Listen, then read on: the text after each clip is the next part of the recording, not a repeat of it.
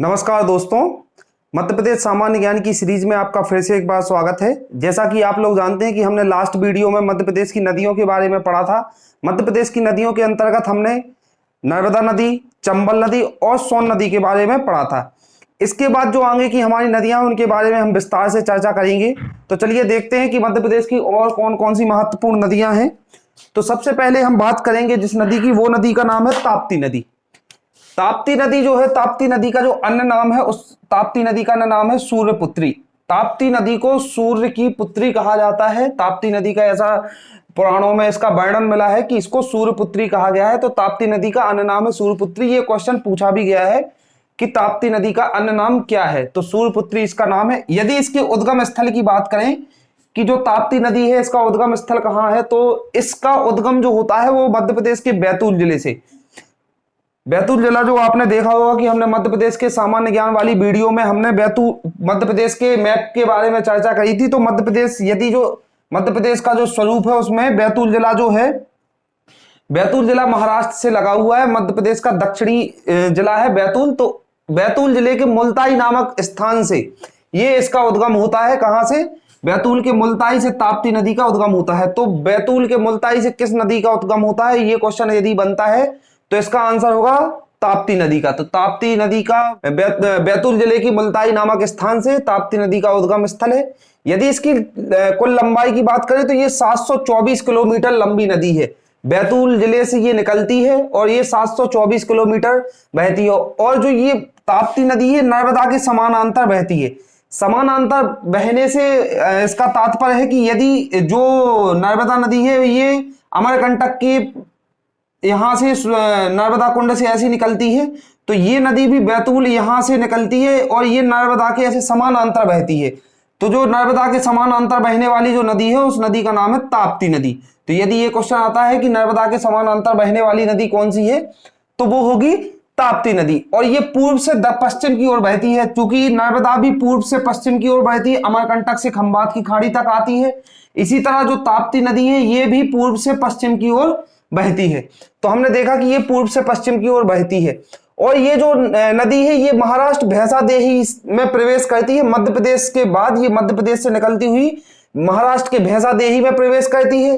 भैंसादेही से ये गुजरात होती हुई खंभात की खाड़ी में ये मिल जाती है। तो इसका जो पूरा इसका जो उद्गम स्थल है ये बैतूल के मुल्ताई से ये जो प्रवाह करती हुई जाती है तो मध्य प्रदेश के बाद ये भैंसादेही महाराष्ट्र से ये गुजरात में जाती है और खंभात की खाड़ी में जाके इसका अंत हो जाता है। ये खंभात की खाड़ी में मिल जाती है। यदि इसकी सबसे बड़ी सहायक नदी की बात करें तो पूर्णा जो है इसकी सबसे बड़ी सहायक नदी है। और अन्य भी नदियां हैं जैसे गिरना, बाघ और बोरी। ये भी नाम बहुत आसान है, गिरना, बाघ और बोरी। और पूर्णा जो है इसकी सबसे बड़ी सहायक नदी है। तो इसको ये नदियों की सहायता प्राप्त है, पूर्णा की, गिरना की, बाघोर की, बोरी की। इसके बाद यदि हम देखें तो जो ये भैंसादेही स्थान है महाराष्ट्र में, भैंसादेही में ये नदी बीहड़ बनाती है। जैसा कि हमने देखा था एक और नदी है चंबल नदी जो कि श्योपुर, भिंड, मुरैना में बीहड़ बनाती है। और ये जो ताप्ती नदी है ये भैंसादेही महाराष्ट्र में बीहड़ बनाती है। इस पर कुछ परियोजनाएं भी हैं। किस नदी पर? ताप्ती नदी पर कुछ परियोजना है। कौन कौन सी परियोजना है? काकड़ परियोजना, काकड़वाड़ी और उकाई परियोजना। काकड़ परियोजना और उकाई परियोजना, ये दो परियोजना है किस नदी पर? ताप्ती नदी पर। इसके बाद यदि हम इसके तटीय नगरों की बात करें कि ताप्ती नदी के तट पर कौन कौन से नगर स्थित है, तो बैतूल जिले से निकलती है तो बैतूल जिला भी इसके तट पर स्थित है। मुल्ताई से निकलती है तो मुल्ताई बैतूल ये तो होगा ही।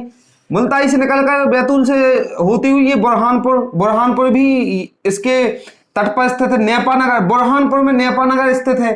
नेपानगर जो है ये बहुत प्रसिद्ध है। नेपानगर अखबारी कागज के लिए, जब हम उद्योगों वाला पोर्शन पढ़ेंगे तो उसमें हमने देखेंगे कि अखबारी कागज के लिए नेपानगर बहुत प्रसिद्ध है। नेपानगर में अखबारी कागज छपता है। तो ये नेपानगर भी ये ताप्ती नदी के तट पर स्थित है। इसके बाद यदि हम बात करेंगे तो भुसावल, जो महाराष्ट्र का भुसावल है ये भी ताप्ती नदी के तट पर है। और गुजरात का जो सूरत है ये भी ताप्ती नदी के तट पर है। तो जो तटीय नगर है वो है बैतूल, मुल्ताई, बुरहानपुर, नेपानगर, बुरहानपुर और भुसावल और सूरत जो कि गुजरात में है। और ये जो नदी है इस पर एक बंदरगाह भी स्थित है, वो है स्वाली बंदरगाह। स्वाली बंदरगाह इसी नदी पर स्थित है। किस पर? ताप्ती नदी पर। तो ये हमने ताप्ती नदी की विस्तार से चर्चा की है। ताप्ती नदी के जो मुख्य पॉइंट थे उनके बारे में चर्चा करिए, जिसमें से सूर्यपुत्री एक मुख्य पॉइंट हो गया, मुल्ताई ये वहां से निकलती है, ये 724 किलोमीटर है, नर्मदा के समानांतर बहती, ये भी मुख्य इसका टॉपिक है। भैंसादेही में ये बीहड़ बनाती है, ये भी इंपॉर्टेंट है। काकड़वाड़ी ओकाई परियोजना ये भी बहुत इंपॉर्टेंट है। इसके बाद तटीय नगर ये ज्यादा इंपॉर्टेंट, स्वाली बंदरगाह ये भी बहुत इंपॉर्टेंट फैक्ट है इसका, तो इसके बारे में हमने चर्चा की है। इसके बाद यदि हम बात करेंगे तो जो हमारी अगली नदी है वो है माही नदी। तो माही नदी का जो उद्गम स्थल है वो है धार जिले के सरदारपुर नामक तहसील के मिंडा गांव की मेहर झील से। धार जिला है, सरदारपुर तहसील है, मिंडा गांव की मेहर झील से इसका उद्गम स्थल है। किसका? माही नदी का। माही नदी धार जिले के सरदारपुर, धार जिला, सरदारपुर तहसील, मिंडा गांव की मेहर झील से इसका उद्गम होता है। यदि इसकी कुल लंबाई की बात करें तो ये 520 किलोमीटर कुल लंबी है, और जो मध्य प्रदेश में इसका प्रवाह होता है वो 472 किलोमीटर, 700 नहीं सॉरी 472 किलोमीटर इसका प्रवाह क्षेत्र है। कहां पर? मध्य प्रदेश में। मध्य प्रदेश में 772 किलोमीटर बहती है, लेकिन कुल जो है वो 520 किलोमीटर। ये पूर्व से पश्चिम की ओर बहती है। पूर्व से पश्चिम की ओर मतलब यहां से ये धार से निकलती हुई ऐसे ऐसे ये पूर्व से पश्चिम की ओर बहती है। ये धार झाबुआ होते हुए राजस्थान, गुजरात और फिर खंबात की खाड़ी में मिल जाती है। तो ये ऐसे मतलब इसका यदि देखा जाए तो यहां से ऐसे ऐसे निकलते हुए ये धार ये गुजरात और राजस्थान होते हुए खंबात की खाड़ी में गिर जाती है। इस माही नदी का जो सबसे इंपॉर्टेंट फैक्ट है वो ये है कि माही नदी एकमात्र ऐसी नदी है जो कर्क रेखा को 2 बार काटती है। तो ये क्वेश्चन बनता है कि कौन सी नदी है जो कर्क रेखा को 2 बार काटती है? तो ये जो है वो माही नदी है। कर्क रेखा को 2 बार काटने से मतलब है कि यदि कर्क रेखा ऐसी निकली हुई है और ये जो मध्य प्रदेश के बीचों बीच से कर्क रेखा जाती है, तो जो धार से ऐसे निकलती है तो ये नदी ऐसे एक बार काटती है, फिर दोबारा ऐसे फिर से काटती है। तो ये जो माही नदी है ये कर्क रेखा को 2 बार काटती है। तो ये इसका बहुत इंपॉर्टेंट फैक्ट है। ये गुजरात की जैसमंद झील, गुजरात में जैसमंद झील भी बनाती है। गुजरात में जब ये पहुंचती है तो ये वहां पर एक झील का निर्माण करती है जिसका नाम है जैसमंद झील, ये बनाती है। तो ये हमने माही नदी के कुछ इंपॉर्टेंट फैक्ट थे उनके बारे में चर्चा कर ली। इसका सबसे इंपॉर्टेंट फैक्ट है कि ये कर्क रेखा को 2 बार काटती है। इसके बाद जो अगली नदी है उसके बारे में हम चर्चा करेंगे, वो है बेतवा नदी। बेतवा नदी का जो पुराना नाम है वो है बैतवती। बैतवती इसका पुराना नाम है। यदि इसके हम उद्गम स्थल की बात करें तो उद्गम स्थल जो इसका है वो है विंध्याचल के रायसेन जिले, विंध्याचल पर्वत के रायसेन जिले के कुमरा गांव से इसका उद्गम हुआ है। रायसेन जिले के कुमरा गांव से बेतवा नदी निकलती है। बेतवा नदी ये निकलती है, मध्य प्रदेश की गंगा इसे कहा जाता है। मध्य प्रदेश की गंगा इसे कहा जाता है प्रदूषण के आधार पर।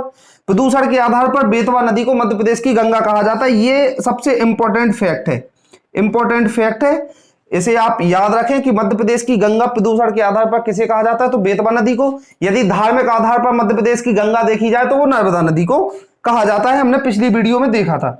और प्रदूषण के आधार पर इसे मध्य प्रदेश की गंगा कहा जाता है। इसकी जो कुल लंबाई है वो 480 किलोमीटर ये नदी बहती है। 480 किलोमीटर ये बहती है, कुमरा गांव से निकलती है और 480 किलोमीटर बहती है। यदि हम बात करें कि ये कहां कहां से होती हुई जाती है तो ये रायसेन, विदिशा, टीकमगढ़, निवाड़ी से होते हुए उत्तर प्रदेश के हमीरपुर के पास यमुना नदी में मिल जाती है। ये जब निकलती है तो रायसेन, रायसेन के बाद विदिशा जिला, विदिशा जिला के बाद टीकमगढ़ और ये सीधा पहुंचती है टीकमगढ़ के बाद निवाड़ी जिला जो कि नवीनतम जिला है। तो निवाड़ी जिला के बाद जो जैसा कि हमने पहली वीडियो में देखा था कि निवाड़ी जिले के बाद उत्तर प्रदेश की सीमा लग जाती है और निवाड़ी जिला जो है वो 3 तरफ से उत्तर प्रदेश से घिरा हुआ है। तो ये निवाड़ी जिला में से होते हुए उत्तर प्रदेश में चली जाती है। उत्तर प्रदेश की हमीरपुर जिले में यमुना नदी में ये मिल जाती है, वहां इसका संगम होता है। और जो ये नदी है ये मध्य प्रदेश व उत्तर प्रदेश की सीमा बनाती है। मध्य प्रदेश और उत्तर प्रदेश की कुछ सीमा का इस नदी के द्वारा निर्माण किया जाता है। तो ये भी कह सकते हैं कि जो मध्य प्रदेश उत्तर प्रदेश की सीमा बनाती है वो बेतवा नदी है। बेतवा नदी के बारे में कुछ और फैक्ट है, उनके बारे में भी हम चर्चा करते हैं। तो दोस्तों इसके बाद हम बेतवा नदी के कुछ और अन्य फैक्टों के बारे में चर्चा करेंगे। तो इसके बाद जो सबसे इंपॉर्टेंट फैक्ट है वो है कि इसकी बेतवा नदी की कौन कौन सी सहायक नदियां हैं। तो जो सहायक नदियां हैं बेतवा नदी की वो है बीना नदी, जामनी नदी और धसान नदी। ये जो 3 नदियां हैं ये बेतवा नदी की मुख्य सहायक नदियां हैं। जामनी नदी जो है मुख्य सहायक नदी है। इसके बाद यदि हम बात करें कि इस नदी से कुछ सिंचाई के लिए किसी भूमि की सिंचाई के लिए कुछ नहरें भी निकाली गई हैं। तो कौन सी नहरें? वो है भांडे नहर और हलाली नहर। ये जो 2 नदियां हैं ये बेतवा नदी से सिंचाई के लिए ये 2 नहरें निकाली गई हैं। इसके बाद यदि हम बात करेंगे तो छतरपुर जिले में इस पर 73 मीटर ऊंचा बांध भी बनाया गया है, जो कि मिट्टी का बांध बना है। मिट्टी का इसके ऊपर 73 मीटर ऊंचा बांध बना गया है, कहां पे? छतरपुर में। और इसके ये जो नदी है, इस नदी से नदी जोड़ो परियोजना पहली, जो कि भारत की पहली परियोजना थी, भारत की प्रथम परियोजना थी। कौन सी? भारत की फर्स्ट परियोजना थी ये। कौन सी नदी जोड़ो परियोजना? कौन सी? केन बेतवा लिंक परियोजना। केन नदी और बेतवा नदी को, दोनों को बीच में एक नहर बनाकर इन दोनों को जोड़ने की जो परियोजना थी, भारत की प्रथम परियोजना, वो इसी नदी पर स्थित है। कौन सी? केन बेतवा लिंक परियोजना। इसके बाद यदि हम बात करेंगे कि इसके ऊपर दो जलप्रपात यानी कि वाटरफॉल भी हैं, तो कौन कौन से वाटरफॉल है? तो बीना में ये दोनों वाटरफॉल है, राहतगढ़ और भालकुंड।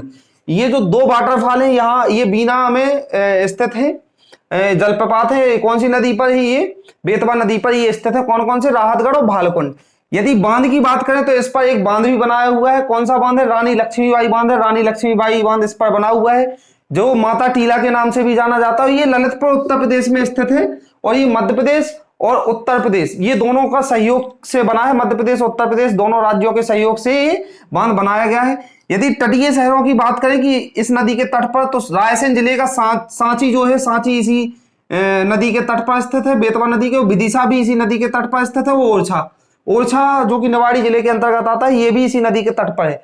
विदिशा जिले की यदि हम बात करें कि ये बेतवा नदी के तट पर स्थित है, तो ये कभी किसी पेपर में एक क्वेश्चन बना था कि यदि आप भोपाल से और ग्वालियर आप बाई ट्रेन जाते हैं, तो कौन सी नदी के पुल से होकर ट्रेन गुजरती है? ये क्वेश्चन पूछा गया था।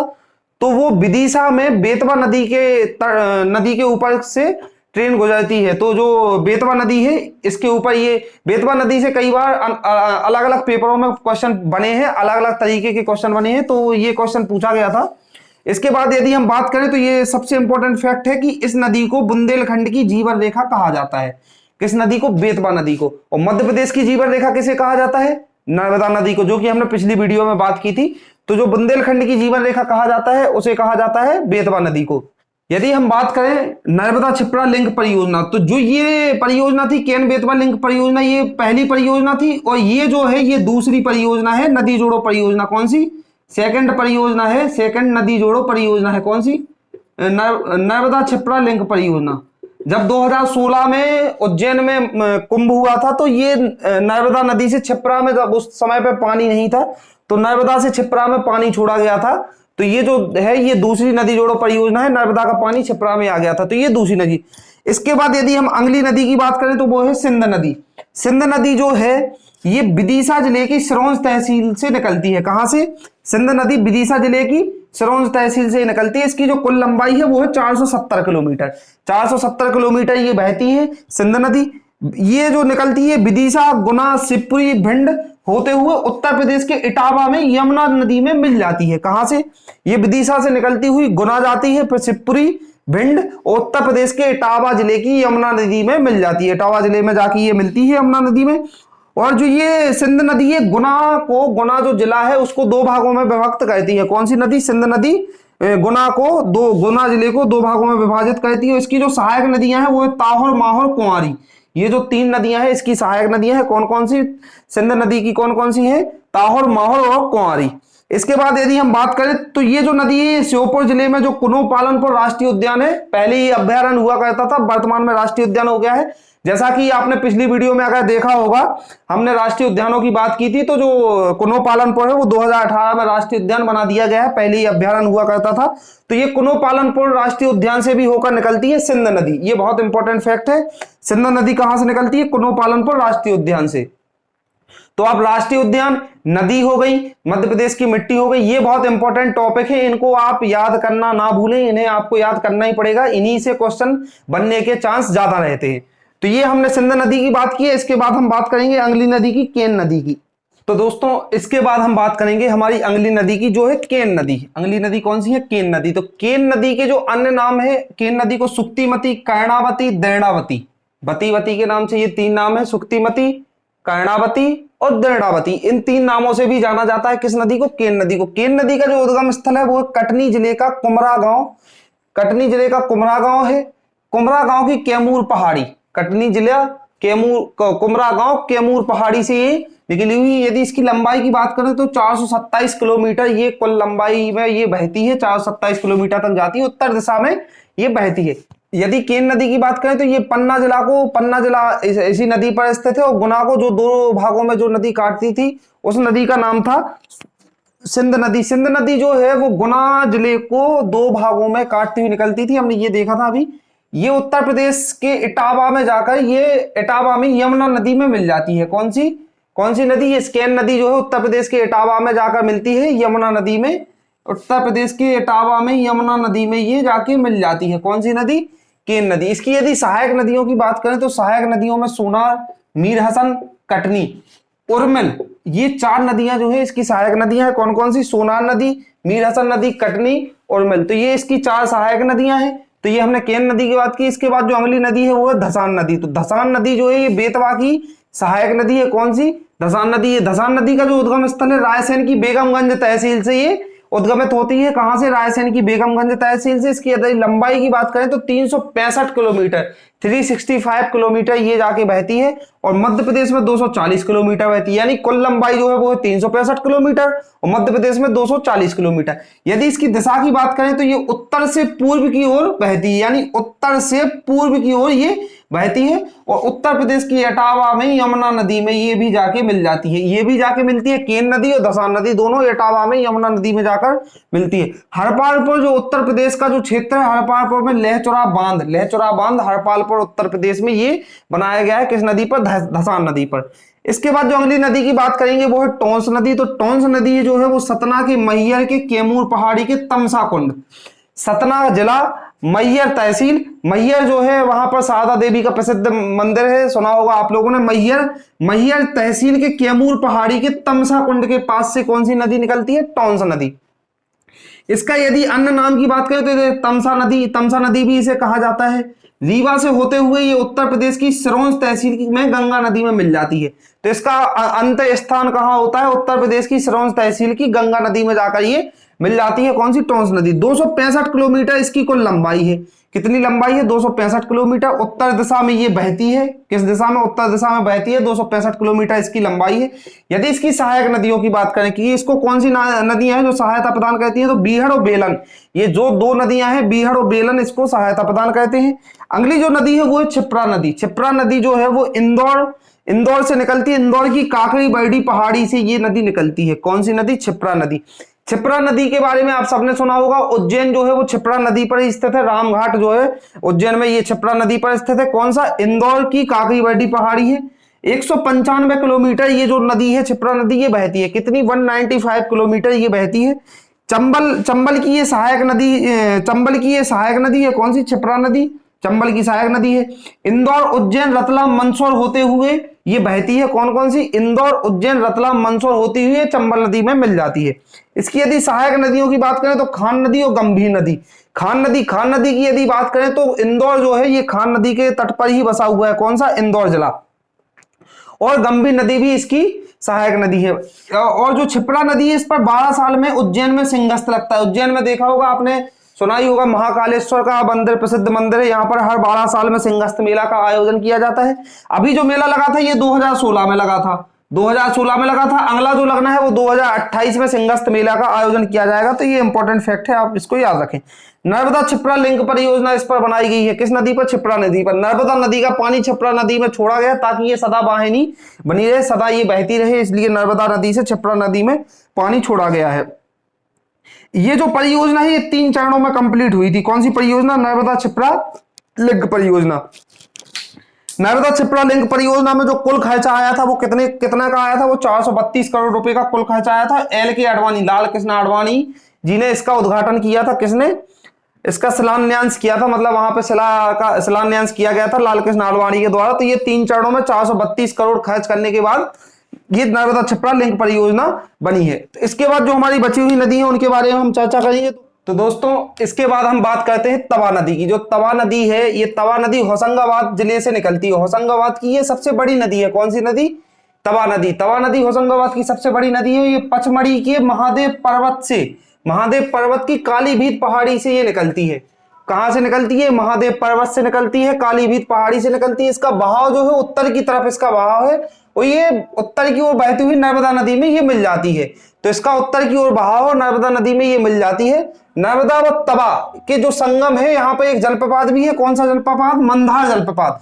तो ये तवा नदी बहुत इंपॉर्टेंट है। नर्मदा व तवा के संगम पर जलप्रपात है, मंदार जलप्रपात है। ये पचमढ़ी शहर जो है इसी तवा नदी पर बसा हुआ है। तवा नदी पर एक बांध भी बना हुआ है जो 1322 मीटर ऊंचा बांध है, जो मध्य प्रदेश का सबसे बड़ा बांध है। कौन सा? तवा बांध है। 1322 मीटर लंबा ये ऊंचा बांध बना हुआ है। ये मध्य प्रदेश का सबसे बड़ा बांध है। अगली नदी जो है वो है बीहड़ नदी। बीहड़ नदी जो है वो रीवा पठार से ये निकलती है, टोंस नदी में ये जाकर मिल जाती है। रीवा पठार से बीहड़ नदी निकलती है, टोंस नदी में जाकर ये मिल जाती है। मध्य प्रदेश का ये इस पर सबसे बड़ा जलप्रपात स्थित है। कौन सी नदी पर? बीहड़ नदी पर। रीवा में स्थित है। चचाई जलप्रपात स्थित है, 130 मीटर ऊंचा है। ये कौन सा जलप्रपात? चचाई जलप्रपात। इसके बाद हम बात करेंगे जोहिला नदी की। जोहिला नदी जो है वो अमरकंटक पहाड़ी से निकलती है। ये मध्य प्रदेश की एकमात्र ऐसी नदी है जो सर्पाकार बहती है, सर्पाकार बहती हुई जाकर निकलती है और ये सर्पाकार बहती है और सोन नदी में जाकर मिल जाती है। कौन सी नदी? जोहिला नदी। ये सोन नदी में जाकर मिल जाती है। इसके बाद अगली नदी है पेंच नदी। पेंच नदी छिंदवाड़ा के अमरवाड़ा से निकलती है और बैनगंगा में जाकर मिल जाती है। छिंदवाड़ा के अमरवाड़ा से निकलकर बैनगंगा में मिल जाती है। इसके बाद है अगली नदी उर्मिल नदी। उर्मिल नदी जो है वो छतरपुर से निकलती है। उर्मिल नदी केन नदी में जाकर मिल जाती है। कौन सी नदी? उर्मिल नदी छतरपुर से निकलती है, केन नदी में मिल जाती है। बहुत छोटी छोटी नदियां हैं, इनके बारे में कुछ ज्यादा इंपॉर्टेंट फैक्ट नहीं है। इसके बाद है कुंवारी नदी। कुंवारी नदी है ये शिवपुरी पठार से निकलती है और सिंध नदी में मिल जाती है। शिवपुरी के पठार से निकलती है और सिंध नदी में मिल जाती है। इसके बाद जो अगला है वो है वर्धा नदी। वर्धा नदी जो है बैतूल जिले के वर्धन पर्वत से निकलती है, इसलिए इसे वर्धा पठा भी कहा जाता है। वर्धन पर्वत को वर्धा पठा कहा जाता है। वर्धा नदी बैतूल के वर्धन पर्वत से निकलती है, दक्षिण की ओर बहती हुई बैनगंगा में मिल जाती है। तो ये हमने नदियों के बारे में मुख्य जो नदियां थी। वैसे तो मध्य प्रदेश में 207 नदियां हैं, लेकिन ये जो नदियां हैं ये बहुत इंपॉर्टेंट नदी है, मुख्य नदियां, बड़ी नदियां। बाकी कुछ छोटी छोटी नदियां हैं जो थोड़ा ही निकलती हैं और समाप्त हो जाती हैं, कहीं ना कहीं मिल जाती हैं। तो ये हमने मुख्य नदियों के बारे में पढ़ा था। ये वीडियो अब समाप्त होती है और ये हमने नदियों का पूरा टॉपिक खत्म कर लिया। इसके बाद अगली क्लास में मिलते हैं। Thank you so much.